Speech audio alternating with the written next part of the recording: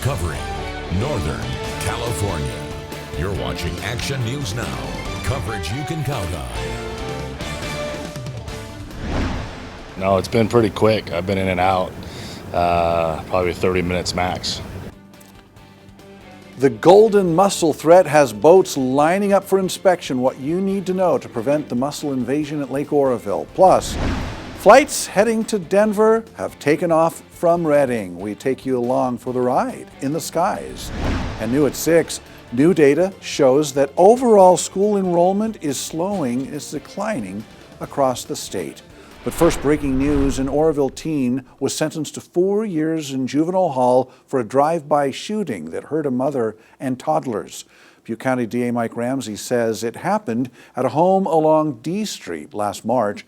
Ramsey says the 2 toddlers were hit by gunfire, as was their mother, about 2:30 in the morning. He also says that another mother and her newborn were in another bedroom and barely missed the gunfire, barely missed. The DA says that the Orville teen was just weeks shy of his 18th birthday at the time of the shooting. He would have faced 25 years in adult court. The California Department of Education 2024-25 school enrollment data shows there was a 0.54% decline compared to the previous school year. This might be minimal, but the department says that the difference between the current year enrollment and pre-pandemic enrollment remains significant. But on the flip side, new initiatives such as transitional kindergarten show growth. Now, we looked through the data from this school year and last school year on the state level here in our area. Now, this school year, it saw a drop of more than $31,000. So let's start with 31,000 students, I should say. In Butte County, we actually saw a rise in enrollment of 30 students. Shasta County, though, saw a drop of 105 students. Then in Tehama County, a drop of 11 students. And Glenn County saw a rise of 190 students. If you want to take a closer look at the local enrollment numbers, we have a link to that data on our website. Just click on News Links.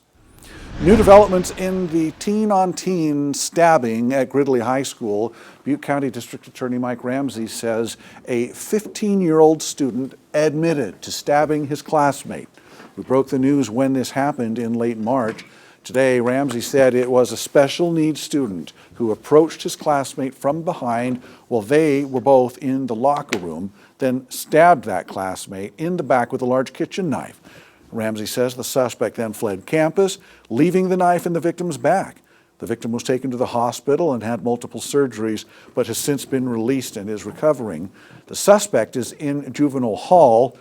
Will be sentenced in June and faces up to 7 years in juvenile hall.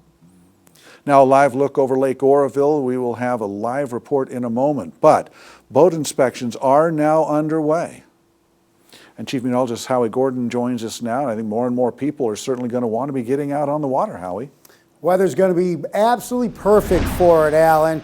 Here's what we have currently. A little breezier than we were yesterday at this time, not by much, and shouldn't be too problematic for fires, even though we want them a lot less. We want them down to nothing if we do have a problem with fires. So our temperatures have come down. That's good. Less evaporation, not going to dry out our fuels as fast. Don't get me wrong, we're still on the hot and sunny side, but our relative humidity levels, those have gone up a little bit as we've cooled. And at the same time, let's take a look ahead at our fire weather for tomorrow. So tomorrow, still temperatures cooler than what we've seen the last couple of days. Our winds will even come down some more as I get behind it. Our winds will come down a little bit tomorrow. And then look at these humidity levels up a little bit as well. So we're going to keep our fire risk at low. And that's for now, but things are looking good overall for Memorial Day weekend. We'll talk more about it coming up in a few minutes, Alan. Thanks, Howie. And boats are lining up ahead of Memorial Day weekend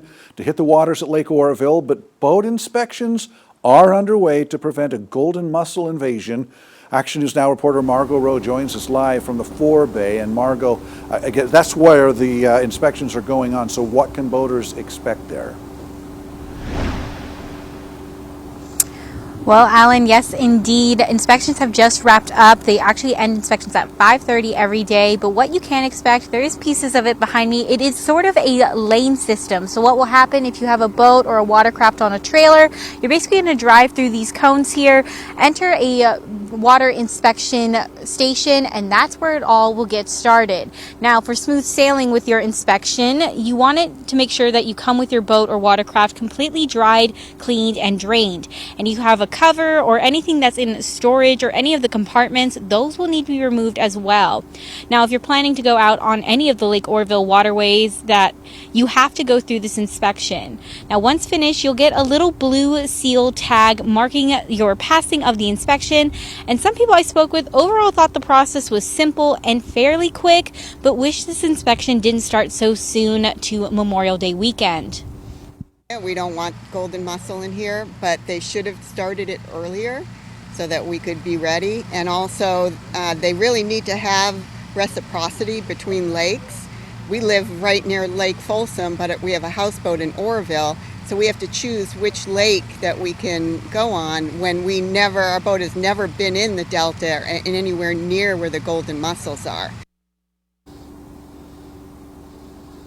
Now, if you're only planning to use the recreation areas of Lake Orville, so the forebay, the afterbay, and the lake itself this whole summer, you only need to go through the inspection once. And once you take your boat in and out of the lake, you will be able to reseal your boat with that little blue tag. Now, the DWR says that one boat from Stockton yesterday came through inspections and it did test positive for mussels. They did find mussels on that boat, and that boat is going through a separate decontamination process.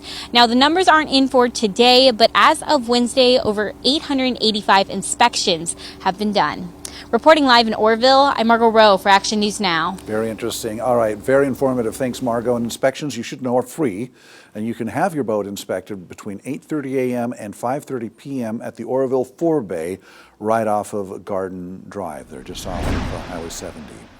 New developments now. The Senate voted to block California's first-in-the-nation rule banning the sale of new gas-powered cars by 2035.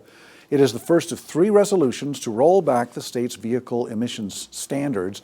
The House passed the 3 resolutions earlier this month. The sweeping move aims to blunt the state's anti-pollution efforts, which some say will drive up the price of gas. Governor Gavin Newsom today said the move will hurt the state's EV industry. This isn't complicated. This is about pollution. This is about the act of theft, because pollution's a subsidy. It's an act of theft against our kids and grandkids. It's not complicated. What this act did was allows polluters to pollute and pollute more, impacting you, impacting all of us. The resolution will now head to the White House, where President Donald Trump is expected to sign it, along with 2 other measures blocking California's rules that the Senate is expected to pass. Congressman Doug LaMalfa says he's happy about the repeal, saying the rules would have made things harder for working families to afford a car. The Silver Dollar Fair in Chico is happening right now, got underway today, and this year things are a little different. The traditional Livestock show has been pushed to next month and won't be taking place during the fair. Action News Now reporter Nathan Espindula is live in front of Chico High School. Nathan, what does the change mean for students?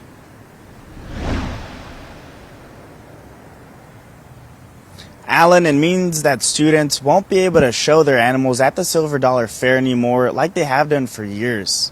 I spoke with several members of the Butte County Farm Bureau who say they are very unhappy. They told me that they worry about the financial impact it will have on the show, as most buyers are already familiar with both events happening at the same time.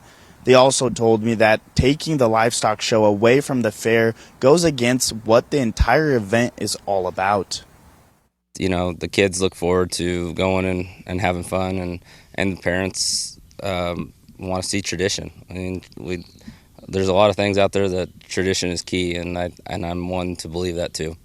The county fair started historically as a way to celebrate agriculture. It was where farmers and craftsmen and bakers would bring their goods and bring their wares, and they would actually sell them to the community. I did reach out to Nick DeGrazia, the Silver Dollar Fairgrounds manager, and he told me that they initially moved the event because there was going to be construction happening.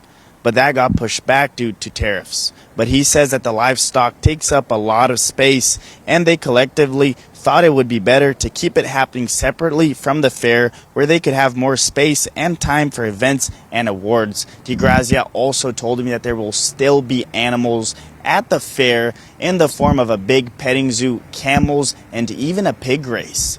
Live in Chico, I'm Nathan Espindula, Action News Now. Nathan, that's going to be great for a lot of children that liked the petting zoo, but for those students that not having the livestock show, that's obviously, as you pointed out, disappointing. Do we know if this is going to be permanent, moving it into June rather than having it during the Silver Dollar Fair? We do not, Alan. I asked Nick DeGrazia exactly that, and he said that nothing is set in stone, so that means that we could potentially in the future see the livestock show come back to the fair. Yeah, all right, thank you. The livestock show will be happening, this year's livestock show anyway, next month, June 9th through the 15th. New developments now. It is easier for you to travel to destinations in the eastern part of the country. Today, the city of Redding celebrated its first flight from Redding to Denver. An Action News Now reporter, Jesse Angelo, was on board for that flight and has more. The city of Redding had been working for nearly 2 decades to establish the Denver flight, and today the first passengers landed in the Mile High City from the Redding Regional Airport. City officials say that they're excited about the new flight, not only because it provides a new destination, but also a new hub for travelers wanting to fly further east and even to Europe. Also, they say that the new flight will help Redding establish more tourism and provide more business opportunities. In Denver, Jesse Angelo, Action News Now. All right, good news then. Thank you, Jesse. The flight lasted 2 hours and 22 minutes. With temperatures rising, how you can help those in need in our area stay cool this summer.